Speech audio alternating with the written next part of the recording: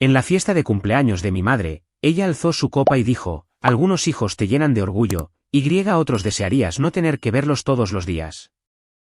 Todos rieron.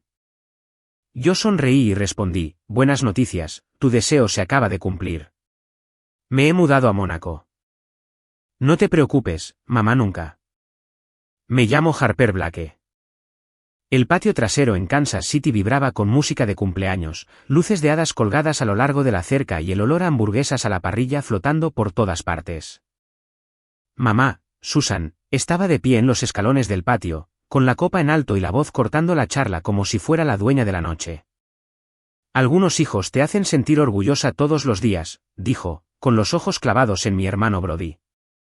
A otros simplemente desearías no tener que verlos en absoluto. La risa se extendió como una onda.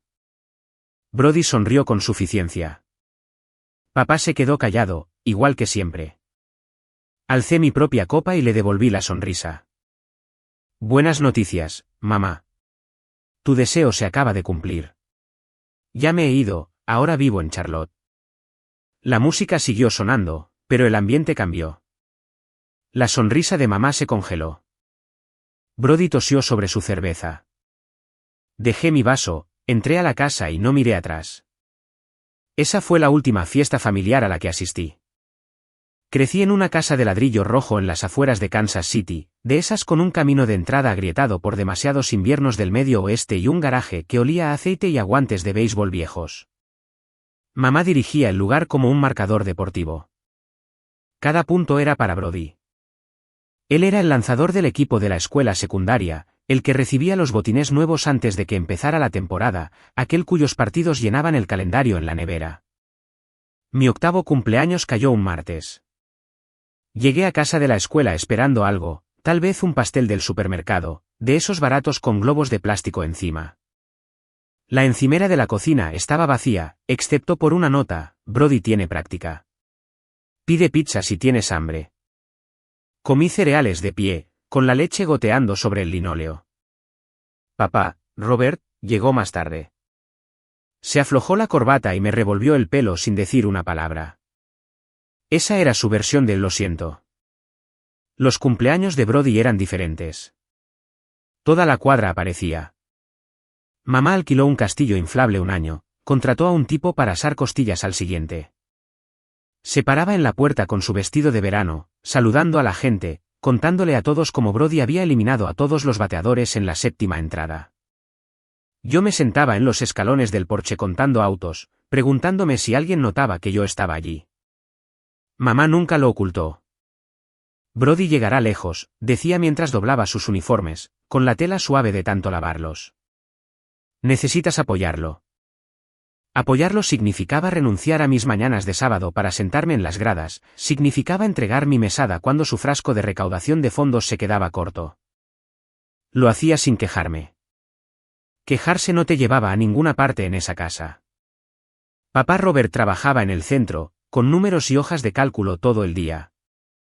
Llegaba a casa cansado, se quitaba los zapatos en la puerta y desaparecía en la sala de estar con la televisión. Si mamá alzaba la voz sobre que Brody necesitaba equipo nuevo, él asentía y firmaba el cheque. Si yo pedía $20 para una excursión escolar, levantaba la vista lo suficiente para decir, pregúntale a tu madre. Ese era el final del asunto. La única persona que me veía era la tía Sara, la hermana menor de papá. Vivía al otro lado de la ciudad en un pequeño apartamento encima de una panadería, de esos donde el olor a rollos de canela se filtraba por las tablas del suelo. Empezó a aparecer en domingos aleatorios, entrando en el camino de entrada en su Honda destartalado con el maletero lleno de compras que no necesitaba. Mamá fruncía el ceño, pero la dejaba entrar. Sara esperaba hasta que mamá estuviera en la ducha o haciendo recados. Entonces deslizaba un sobre en mi mochila, $50, a veces 100, doblados y sujetos con una banda elástica. Para libros, susurraba, tocándose un lado de la nariz como si fuera nuestro código secreto, o lo que necesites. Usé el primero para comprar una tarjeta de biblioteca en el centro comunitario, de las que me permitían sacar libros de programación sin recargos por retraso. Una tarde, Brody tenía un torneo en St. Louis. La casa se vació, mamá empacando hieleras, papá cargando bates en el maletero. Me quedé atrás, fingiendo un dolor de estómago. Tan pronto como la minivan se alejó, la tía Sara llamó a la puerta trasera. No hizo preguntas. Solo me entregó un pase de autobús y dijo, hay un club de codificación en el centro tecnológico del centro, se reúnen los jueves. Deberías ir. Fui. La habitación olía a café quemado y marcadores de pizarra. Chicos de mi edad encorvados sobre portátiles, con los dedos volando sobre las teclas. El instructor, un tipo con una cola de caballo y una camiseta desteñida de la NASA, me enseñó a escribir mi primera línea de código. Imprimió Hola, Harper en la pantalla, y algo hizo clic, como si una puerta que no sabía que estaba cerrada finalmente se abriera. Mamá se enteró meses después. Dejé una impresión en la mesa de la cocina, una tarea estúpida sobre bucles y variables. La sostuvo entre dos dedos como si pudiera morderla. ¿En esto estás perdiendo el tiempo?, preguntó. Brody necesita equipo nuevo de receptor. El viejo está agrietado. Arrugó el papel y lo tiró a la basura. Lo pesqué después de que se fue a la cama, alisé las arrugas y lo pegué dentro de mi cuaderno de matemáticas. Papá vio todo el asunto. Se estaba sirviendo café, el vapor subiendo entre nosotros. Nuestros ojos se encontraron por medio segundo. Él miró hacia otro lado primero. Tomó su taza y cerró la puerta de la sala. Ese era Robert, siempre eligiendo el camino con menos ruido. La tía Sara siguió enviando los sobres. Nunca pidió agradecimientos. Una vez me llevó a la tienda de excedentes electrónicos en las afueras de la ciudad, la que tenía contenedores de placas de circuito polvorientas y cables enredados. Gasté $40 en una computadora portátil rota que alguien había tirado. Ella esperó en el auto con el motor en marcha. Cuando salí abrazando la cosa como un tesoro, solo sonrió y dijo, «Construye algo». ¿Lo hice? En el cuarto de almacenamiento del sótano, que en realidad era solo un armario con una bombilla desnuda y una mesa plegable. La desmonté tornillo por tornillo. La pantalla estaba rota, la batería muerta, pero la placa base se iluminó cuando la conecté a una vieja fuente de alimentación. Esa fue la primera máquina que arreglé. La llamé Nada. Los nombres se sentían como promesas que no podía cumplir. Brody entró al equipo universitario en su tercer año. El periódico local publicó una foto de él en el montículo con el guante alzado y mamá radiante en el fondo. La enmarcaron y la colgaron en el pasillo, justo encima del lugar donde solía estar mi proyecto de arte del jardín de infancia. Pasaba por delante todos los días de camino a la parada del autobús, con la mochila pesada por los libros de la biblioteca y el último sobre de Sara. Mamá hizo una fiesta cuando Brody firmó con un cazatalentos. Serpentinas, globos, un pastel que decía futuro profesional en glaseado azul.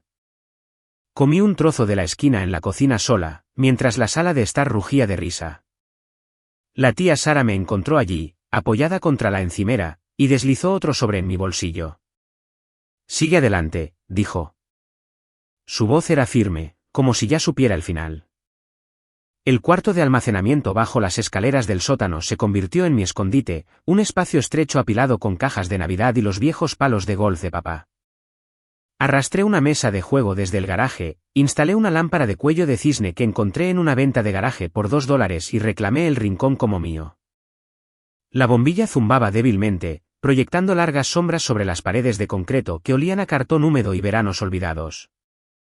Empecé con libros de la biblioteca, tomos gruesos sobre C++ y Python, con las páginas dobladas por demasiadas manos.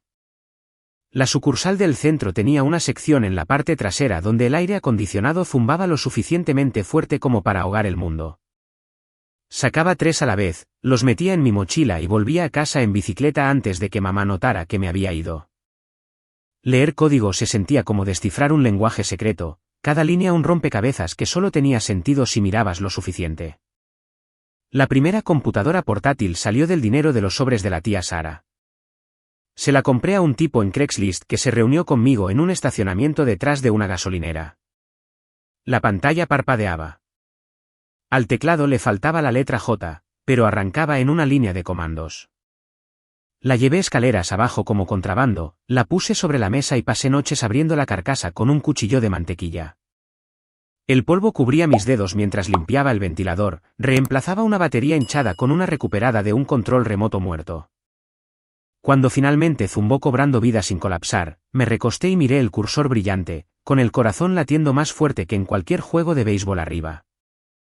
Mamá descubrió la configuración un sábado por la mañana. Había bajado por los adornos de Navidad, encendió la luz y se congeló en la puerta. ¿Qué es toda esta basura?, espetó, pateando un cable de alimentación suelto por el suelo. Cables de extensión serpenteaban por todas partes conectados a un protector contra sobretensiones que yo había enchufado en la toma de la secadora. Recogió una placa de circuito que había rescatado de una vieja impresora. Esto es un escándalo. Brody necesita el sótano para su banco de pesas. No discutí. Desconecté todo, enrollé los cables y esperé hasta que ella subiera pisando fuerte. Luego moví la mesa más profundo en el rincón, detrás de una pila de latas de pintura donde la luz apenas llegaba. Al día siguiente, corrí a la ferretería durante el almuerzo, usé mi dinero de la cafetería y compré un cable Ethernet más largo.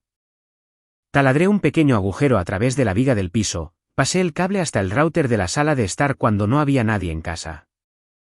El internet por marcación telefónica estaba muerto. Esta era mi línea de vida. Las computadoras de la escuela estaban bloqueadas, pero la biblioteca tenía terminales públicos con internet. Iniciaba sesión después de horas, descargaba tutoriales sobre configuración de servidores, los quemaba en CDS usando el antiguo grabador del laboratorio. De vuelta en el cuarto de almacenamiento, instalé Linux en la portátil, Ubuntu, porque el foro decía que era gratis y permisivo. Los errores parpadeaban en rojo, pero aprendí a leerlos como etiquetas de advertencia. Reiniciar, ajustar, repetir. Unas vacaciones de invierno, Brody estaba fuera en un campamento de béisbol en Florida. La casa permaneció tranquila durante una semana. Usé el tiempo para buscar más piezas. Un vecino tiró una vieja torre de escritorio durante la recolección de basura voluminosa. La arrastré a casa al amparo de la oscuridad, con las ruedas chirriando en la acera. Dentro había 2 discos duros, una placa base polvorienta y una fuente de alimentación que chispeaba cuando la probé. Quité lo que funcionaba, soldé cables puente con un soldador prestado de la clase de taller y construí una segunda máquina. Se calentaba, con los ventiladores gimiendo como cigarras, pero se mantenía en línea. Conecté las 2 computadoras con un cable cruzado, configuré una red local. Los libros de la biblioteca lo llamaban un clúster. Nada elegante, solo lo suficiente para ejecutar simulaciones que codificaba por diversión. Un programa predecía las probabilidades de lluvia basándose en datos barométricos que extraía de un sensor barato enganchado a la ventana. Otro ordenaba las estadísticas de bateo de Brody de recortes de periódicos que escaneaba en la cafetería. Inútil para cualquier otra persona, pero probaba que la configuración funcionaba. Mamá me atrapó de nuevo durante la limpieza de primavera. Abrió la puerta de un tirón con los brazos llenos de bolsas de basura. «Estás convirtiendo mi casa en un vertedero», dijo, mirando los ventiladores de la torre y los cables enredados. Agarró una caja de disquetes y la sacudió. «Por esto nunca llegarás a nada. Brody está ahí fuera entrenando con profesionales y tú estás jugando con basura». Esperé hasta que se fue, luego reconstruí todo exactamente como estaba. Sus palabras resonaron, pero las empujé hacia abajo. Esa noche, pedí un tercer disco duro en línea, usé el último sobre de Sara y configuré RAID para redundancia. Las máquinas hablaban entre sí, ahora compartiendo carga y respaldando datos. Llamé a la red nada. Las etiquetas invitaban a preguntas. Para el segundo año, el cuarto de almacenamiento tenía una rutina. Me deslizaba escaleras abajo después de la cena, con auriculares para bloquear la televisión de arriba, y codificaba hasta que la bombilla parpadeaba. Los foros se convirtieron en mis compañeros de clase, usuarios con apodos como Kenel Panic y Vitem que respondían preguntas a las 2 de la madrugada. Contribuí con correcciones, gané puntos de reputación, aprendí a depurar fallos que congelaban todo el sistema. El primer servidor real tomó forma a partir de 4 torres desechadas. Las alineé en un estante de metal que atornillé a la pared, conectadas con interruptores comprados en un mercado de pulgas. El enfriamiento provenía de ventiladores de caja atados con bridas al marco. Zumbaba constantemente, un gruñido bajo que vibraba a través del piso. Alojé un sitio web simple, nada público, solo una página que mostraba estadísticas de tiempo de actividad. Ver un 99,9% después de un mes se sentía mejor que cualquier boleta de calificaciones. Mamá nunca volvió a bajar. Murmuraba sobre la factura de la electricidad, pero papá la pagaba sin comentarios. Las máquinas siguieron creciendo, un rescate a la vez, hasta que el rincón parecía un mini centro de datos. Conocía cada curva del ventilador, cada tornillo suelto. No era bonito, pero era mío. Un sobre de la UNC Charlotte llegó una tarde de otoño, papel crema grueso con el sello de la universidad grabado en oro. Lo encontré en la encimera de la cocina, medio enterrado bajo las cartas de reclutamiento de Brody y los circulares de cupones de mamá. Mi nombre estaba escrito en negrita en el frente. Deslicé un cuchillo de mantequilla bajo la solapa con el corazón acelerado mientras sacaba el paquete de aceptación. Beca completa, matrícula, alojamiento y comida, incluso un estipendio para libros. Programa de Ciencias de la Computación, uno de los mejores del estado. Esperé hasta la cena para sacarlo a colación. La mesa estaba puesta con pastel de carne y puré de papas instantáneo, el vapor empañando las ventanas. Papá cortaba su porción metódicamente. Brody desplazaba la pantalla de su teléfono, con los pulgares volando. Mamá pasó la salsera.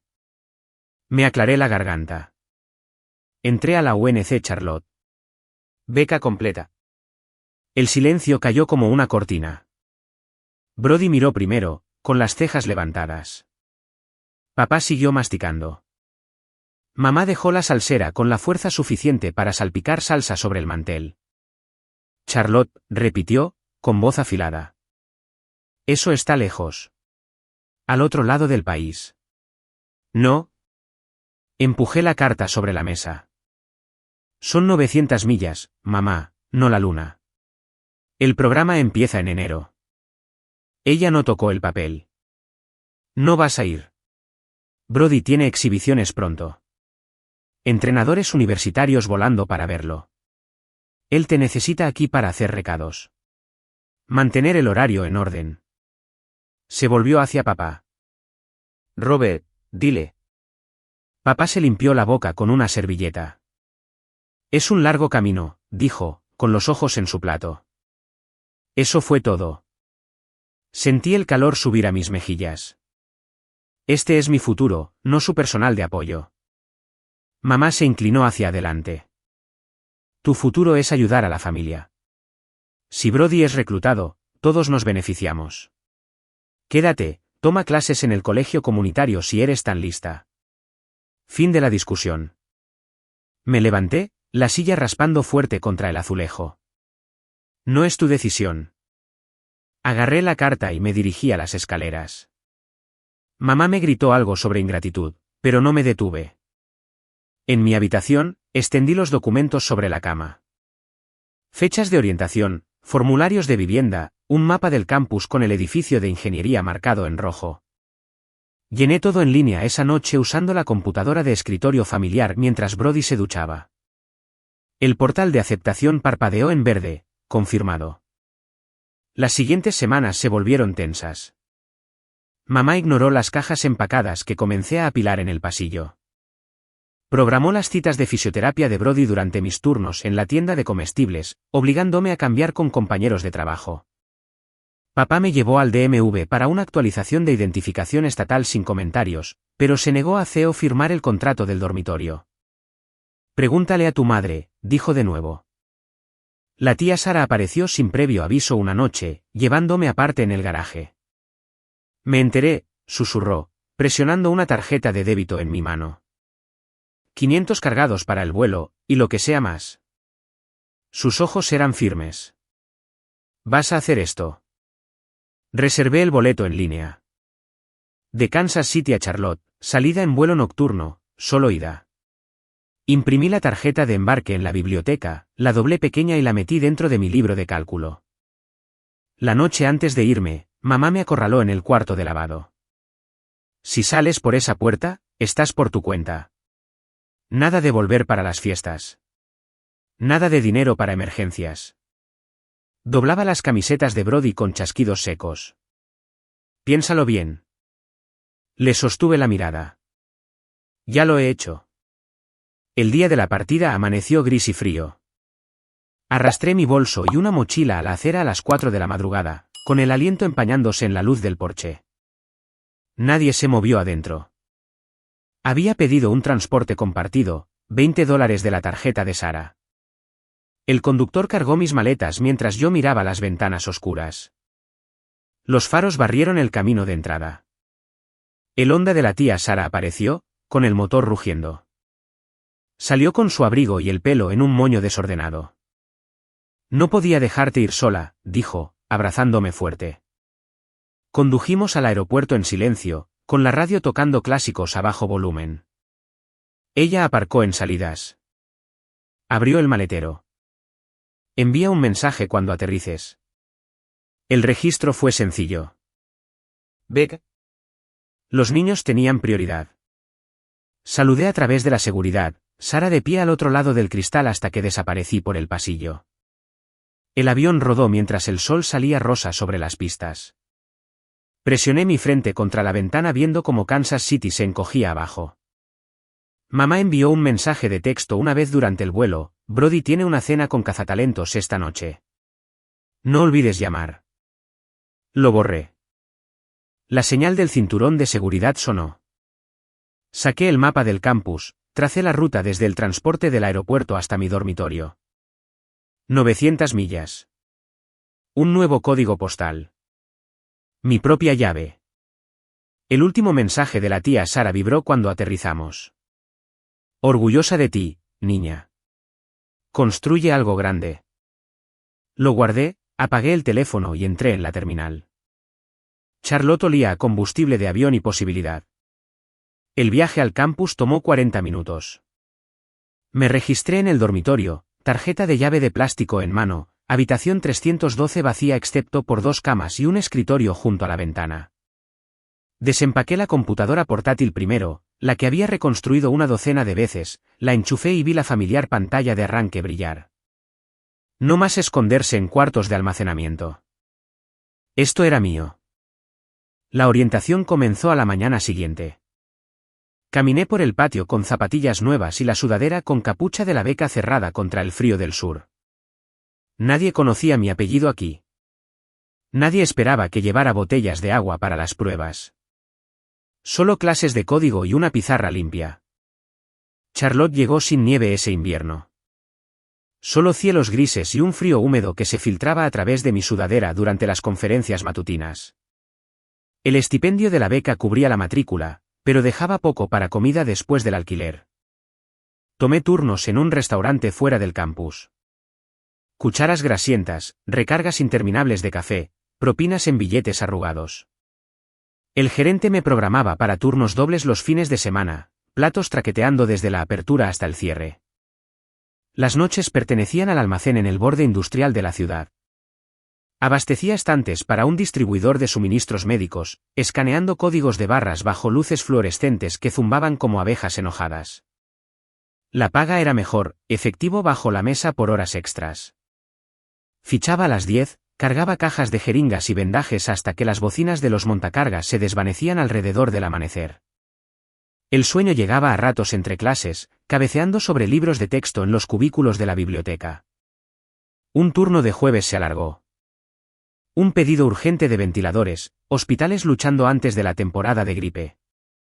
El supervisor ladraba para apilar más rápido. Operé la transpaleta eléctrica maniobrando paletas por pasillos estrechos apilados alto con cajas. Mis ojos ardían por falta de descanso, pero el reloj marcaba tiempo triple. Retrocedí demasiado rápido alrededor de una esquina, la rueda atrapó una correa suelta. La máquina inclinó una torre de cajas que se desplazaron hacia mí. Salté para apartarme, pero mi pie resbaló en cacahuetes de embalaje derramados. La paleta se estrelló, el borde de metal golpeando mi tobillo. El dolor subió por mi pierna como fuego. Golpeé el concreto, sin aliento, alarma sonando por el sensor de impacto. Los trabajadores gritaron, ¡que alguien corte la energía! Mason apareció primero, un chico alto de mi clase de algoritmos que trabajaba en el mismo turno. Había visto todo desde el muelle de carga. No te muevas, ordenó, arrodillándose a mi lado. Se quitó el cinturón, lo envolvió apretado sobre la hinchazón como torniquete. «Elévalo». Apoyó mi pierna en una caja aplanada, marcó el 911 en su teléfono plegable. El gerente del almacén rondaba, murmurando sobre informes de incidentes. Los paramédicos llegaron en minutos. Los tiempos de respuesta de Charlotte eran agudos. Entablillaron el tobillo, me cargaron en una camilla. Mason viajó en la ambulancia sosteniendo mi mochila. «No vas a pagar por esto», dijo cuando protesté por la factura. «La compensación laboral lo cubre». En la sala de emergencias, los rayos X mostraron una fractura limpia. Sin cirugía, solo una bota y muletas. El médico prescribió descanso que no podía permitirme. Mason me llevó de vuelta al dormitorio en su Honda Civic oxidado, con las luces de emergencia parpadeando. «Necesitas ayuda con los apuntes», declaró, sin duda. Empezó a aparecer después de sus turnos, con la portátil equilibrada sobre sus rodillas, compartiendo fragmentos de código de la conferencia. Depuramos tareas juntos, intercambiando bebidas energéticas por concentración. El almacén me despidió la semana siguiente, política tras lesiones. El restaurante también recortó horas, alegando temporada baja. El alquiler se avecinaba. Cojeé hasta la oficina de ayuda financiera, rogué por fondos de emergencia. Ofrecieron un préstamo con intereses. La tía Sara transfirió 300 de sus ahorros, sin preguntas. Compró comestibles y pasajes de autobús. Mason propuso la idea sobre una pizza tarde en la noche en la sala del dormitorio. «Ambos nos estamos ahogando en datos de suministros médicos de ese almacén», dijo, limpiándose la salsa de la barbilla. «Los hospitales pierden el rastro del inventario durante los picos. ¿Y si construimos un software para predecir la escasez?» Bosquejó diagramas de flujo en servilletas, modelos de aprendizaje automático entrenados en registros de envío. Miré los diagramas. Mi tobillo palpitaba en la bota, pero los números encajaban. Teníamos acceso a conjuntos de datos públicos del CDC más registros anonimizados que había copiado antes de ser despedida. Ethan, un estudiante de último año en bioinformática, se unió después de escucharnos en el laboratorio de computación. Aportó experiencia en redes neuronales, una intensidad tranquila que equilibraba la energía de Mason. Codificamos en el sótano del edificio de ingeniería, rescatando hardware de ventas de excedentes. El prototipo corría en mi vieja portátil, ahora con el escritorio de Mason y la plataforma de juegos de Ethan. Raspaba historiales de pedidos, marcaba existencias bajas en artículos críticos como EPP. La precisión alcanzó el 85% en los datos de prueba. Las demostraciones a inversores comenzaron pequeñas, propuestas a profesores, luego a startups locales de salud. Nos incorporamos como BioPredicta y solicitamos una patente sobre el algoritmo. Una ronda semilla provino de un ángel que había perdido a un primo por retrasos en el suministro durante un brote. El cheque se compensó, 6 cifras. Alquilamos una oficina estrecha encima de una tienda de vapeo. Pizarras cubriendo cada pared. Mason manejaba operaciones. Ethan refinaba modelos. Yo dirigía el desarrollo. Las muletas dieron paso a una bota para caminar, luego zapatillas. La fractura sanó torcida pero fuerte. Lanzamos la beta con 3 socios hospitalarios, paneles alertando a los equipos de compras en tiempo real. Los ingresos llegaban de las suscripciones. Mamá llamó una vez a cobro revertido desde Kansas City. Brody firmó un acuerdo de ligas menores. Lo anunció con voz pequeña. Deberías felicitarlo. Dejé que sonara hasta el correo de voz. La tía Sara envió un mensaje de texto con felicitaciones por el lanzamiento. Añadió un emoji de café. La plataforma escaló rápido. Contratamos 2 pasantes, actualizamos servidores a la nube. BioPredicta y se convirtió en la columna vertebral de las redes regionales de salud, prediciendo picos antes de que llegaran a las noticias. Mi nombre apareció en la tabla de capitalización, equidad que crecía con cada contrato. Mason chocó los 5 conmigo después de la primera gran renovación. Del piso del almacén a esto, se rió, señalando el caos de la oficina. Ethan solo asintió, ya escribiendo la próxima actualización. El accidente se desvaneció a una cicatriz bajo mi calcetín, un recordatorio de que caer a veces señala el camino hacia arriba. Un correo electrónico de TechCrunch aterrizó en mi bandeja de entrada un martes por la mañana, con la línea de asunto gritando 30 under 30. Entraste en la lista. Hice clic desde mi escritorio de oficina, el café enfriándose junto al teclado. El artículo perfilaba a BioPredict AI como la herramienta que ahorraba a los hospitales millones en inventario desperdiciado. Mi foto, tomada en una conferencia, con blazer sobre jeans, estaba junto a Mason y Ethan. El escritor nos llamó el trío convirtiendo datos en vidas salvadas. El reconocimiento explotó. Las notificaciones de LinkedIn sonaban sin parar. Los inversores se deslizaban en los DMS, las invitaciones a conferencias se apilaban. Volamos a San Francisco para la gala de premios, alquilamos smokings y un vestido en una boutique en Fillmore. En el escenario, el anfitrión leyó nuestra biografía mientras los focos barrían a la multitud. Apreté el trofeo de cristal, agradecí al equipo y fui breve. Las cámaras destellaron. Alguien gritó sobre rumores de adquisición. De vuelta en Charlotte, la plataforma manejó una crisis real.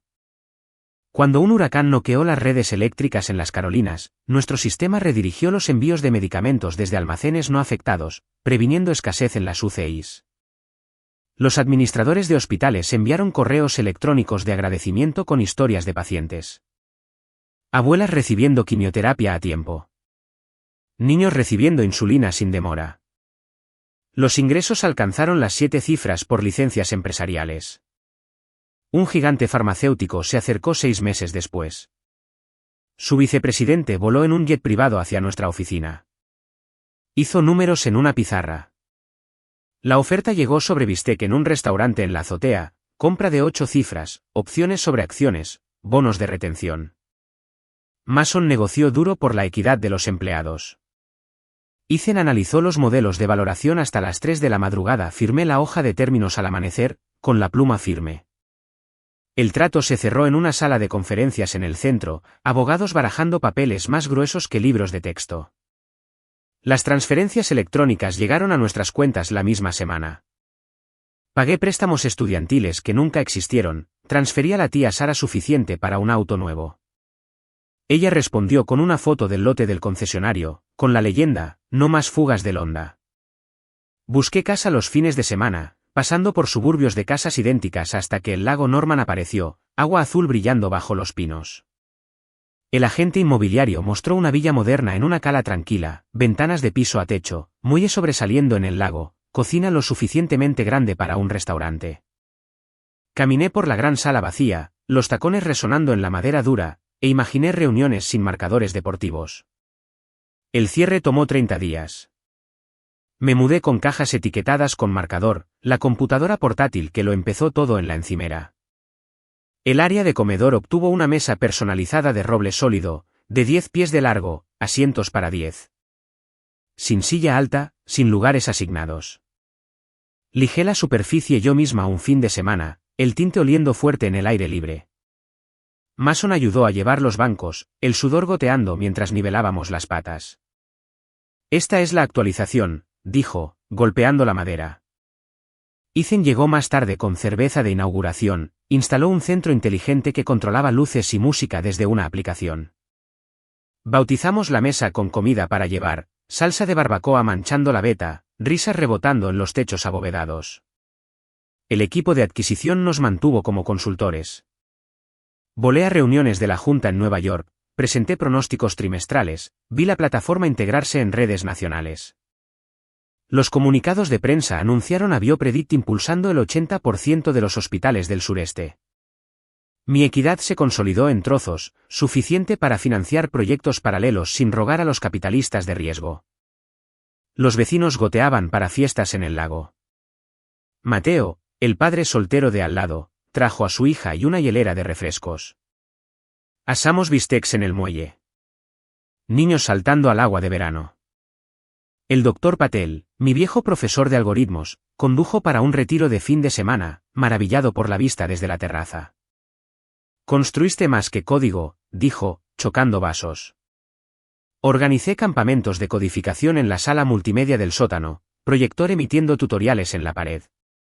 Adolescentes locales aprendieron Python sobre pizza, con los ojos muy abiertos ante el estante del servidor zumbando en la esquina. Un niño arregló un error en nuestro repositorio de código abierto. Su solicitud de extracción se fusionó en vivo. Enmarqué el mensaje de confirmación sobre la chimenea. La mesa vio su primera acción de gracias sin drama familiar. Mason trinchó el pavó, Ethan mezcló cócteles con demasiada lima. La hija de Mateo puso la mesa, servilletas dobladas en cisnes. Comimos hasta rellenarnos, platos apilados en el fregadero, el lago lamiendo fuera de las ventanas. Nadie revisó puntuaciones o informes de cazatalentos. Las ventajas de la adquisición incluían un auto de empresa. Elegí un SUV híbrido, lo estacioné en el garaje de 3 autos.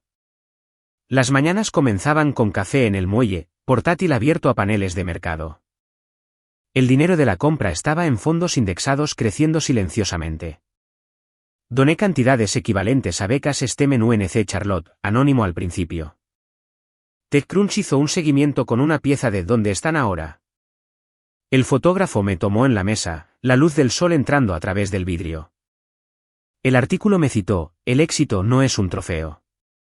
Es espacio para las personas que te eligen. Las acciones se dispararon.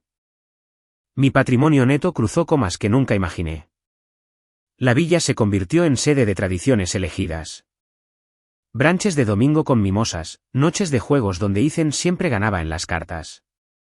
Mateo nos enseñó a pescar en el muelle, captura y liberación, solo fotos. El Dr. Patel trajo conferenciantes invitados, debates rugiendo hasta la medianoche. La mesa lo aguantó todo, derrames, argumentos, brindis. Caminé por la propiedad al anochecer una tarde, el agua tranquila como vidrio. La mesa de roble visible a través de las ventanas, vacía pero esperando. 900 millas de Kansas City. 0 arrepentimientos. La compra financió la libertad. La casa del lago construyó la familia que diseñé. 6 años después, una invitación para el cumpleaños número 60 de mamá llegó por correo, cartulina pesada con letras de lámina de oro. El sobre enumeraba mi antigua dirección de Kansas City tachada, la nueva impresa en una etiqueta ordenada. Le di la vuelta 2 veces, el pulgar trazando la etiqueta de devolución. La curiosidad ganó. Reservé un vuelo sin escalas, empaqué ligero y aterricé el viernes por la tarde. El auto de alquiler olía a ambientador de pino. Conduje la ruta familiar pasando los campos de la escuela secundaria donde Brody una vez practicó, el restaurante donde había limpiado mesas. La casa de ladrillo rojo parecía más pequeña, pintura descascarada en las esquinas, el camino de entrada agrietado más profundo. Globos bobos en el buzón. Música retumbando desde el patio trasero. Aparqué al final de la cuadra, subí en jeans y un blazer. Los invitados pululaban en el patio, vecinos, viejos entrenadores, parientes que apenas reconocía. Papá me vio primero cerca de la parrilla, espátula en mano. Harper, dijo, con voz plana. Me abrazó rápido, olía a carbón. Mamá apareció en la puerta, delantal sobre su vestido, ojos estrechándose. Viniste, declaró, limpiándose las manos en una toalla. Sin sonrisa. Brody se acercó pesadamente, barriga cervecera tensando su camisa, apretón de manos flácido. Hola hermanita, escuché que eres una gran cosa tecnológica ahora. Me palmeó el hombro demasiado fuerte. La fiesta giraba, corte de pastel, discursos sobre el servicio comunitario de mamá. Me quedé al borde bebiendo agua. Mamá alzó su copa desde los escalones. A la familia, brindó, luego la mirada se fijó en mí. Algunos hijos desearías no tener que verlos todos los días, pero la sangre te mantiene atascado. Risas estallaron. Brody resopló. Papá miró la hierba. Las palabras golpearon como un déjà vu, más afiladas esta vez. Dejé mi vaso, caminé directamente hacia ella. Tu deseo se cumplió hace años. Vivo en Charlotte permanentemente. La cara de mamá se enrojeció. No hagas una escena en mi fiesta. Ninguna escena, respondí. Solo hechos. Me di la vuelta, atravesé la multitud. Alguien susurró. Brody gritó algo sobre respeto. Seguí caminando, llaves ya en mano. El viaje al aeropuerto se desdibujó, luces de carretera rayando, radio apagada. Abordé el vuelo nocturno, el cinturón de seguridad hizo clic antes del despegue. El teléfono vibró mientras las ruedas se levantaban, número de mamá. Llámame. Necesitamos hablar. Lo bloqueé en el aire, la pantalla oscureciéndose. De vuelta en Charlotte al amanecer, borré el contacto, limpié el hilo. No más notificaciones de ese código de área. La villa esperaba tranquila, el lago brillando fuera de las ventanas. Preparé café, me senté en el muelle, vi el sol subir. 6 años de silencio confirmados. Papá envió un correo electrónico una vez, reenviado desde una cuenta antigua. Tu madre está molesta. Brody perdió su patrocinio. Lo archivé sin leer. La tía Sara envió un emoji de pulgar hacia arriba, nada más. La fiesta se desvaneció como un mal sueño. El trabajo se reanudó. Llamadas de lunes, hojas de ruta de productos. Los colegas preguntaron sobre el viaje. Me encogí de hombros.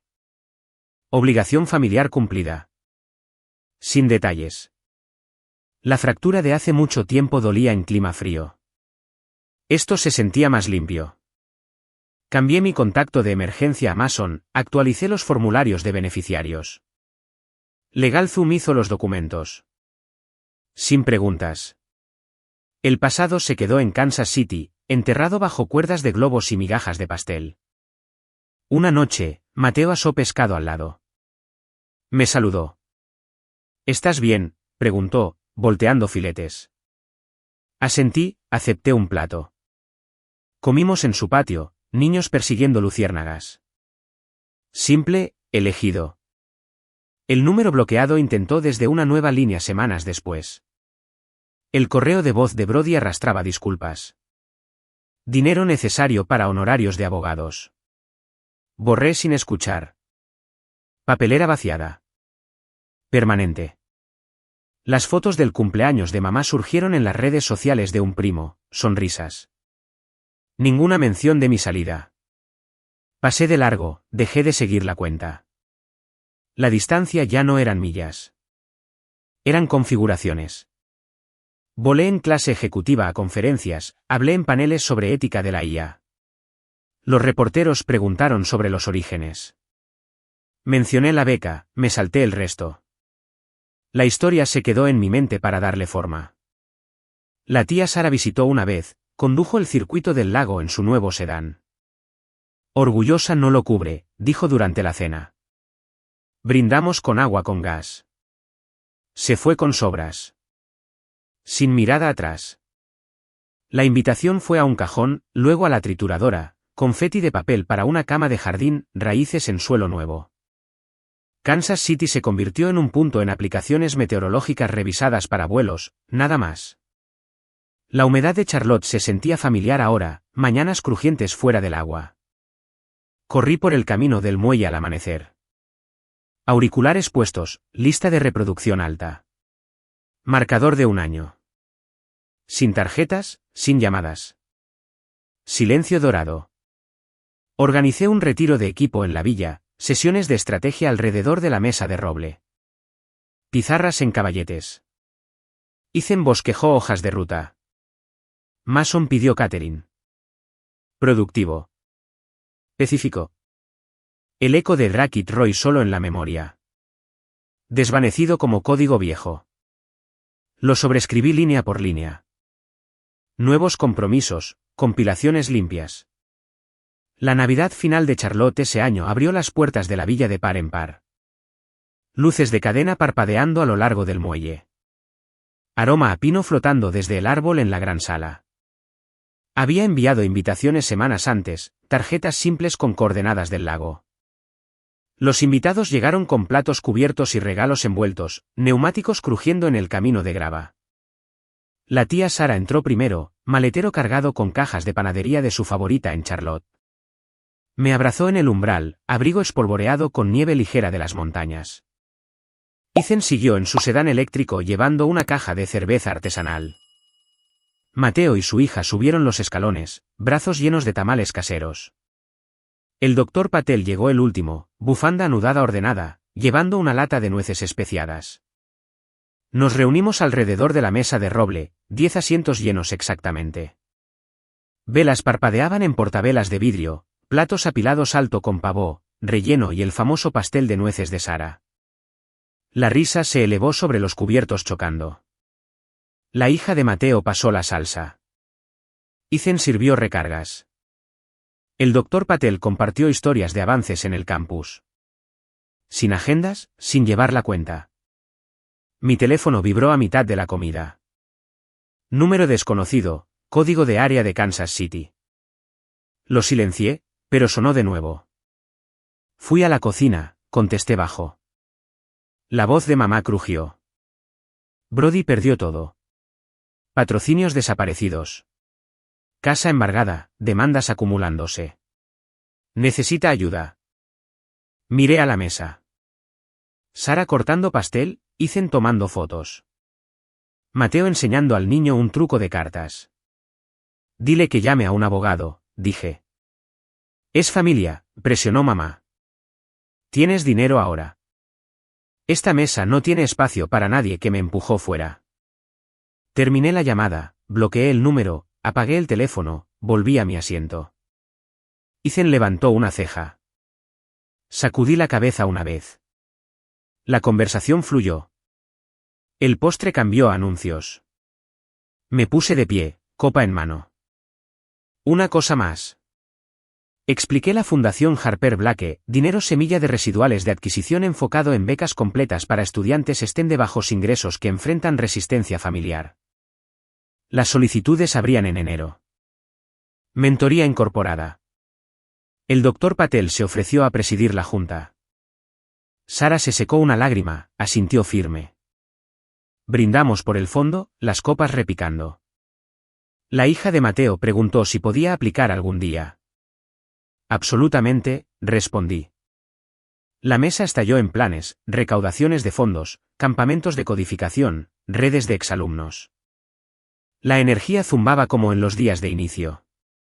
Más tarde, nos abrigamos para los fuegos artificiales en el muelle. Pequeño espectáculo que contraté, ráfagas reflejándose en el agua.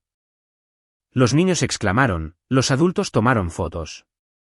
El doctor Patel me llevó aparte. Esto es legado, dijo en voz baja. Sonreí, vi colores explotar arriba. La limpieza fue comunal. Ethan en los platos. Mateo envolviendo sobras. Sara etiquetando contenedores. Las luces del árbol brillaban suaves cuando el último invitado se fue. Cerré la puerta, me quedé sola en el silencio, mesa despejada, sillas empujadas, lago lamiendo afuera. La fundación se lanzó públicamente en primavera. El comunicado de prensa llegó a las noticias locales, las solicitudes inundaron. Primera receptora, una chica de la zona rural de Missouri, los padres querían que se casara a los 18. Ella codificó su salida tal como yo lo hice.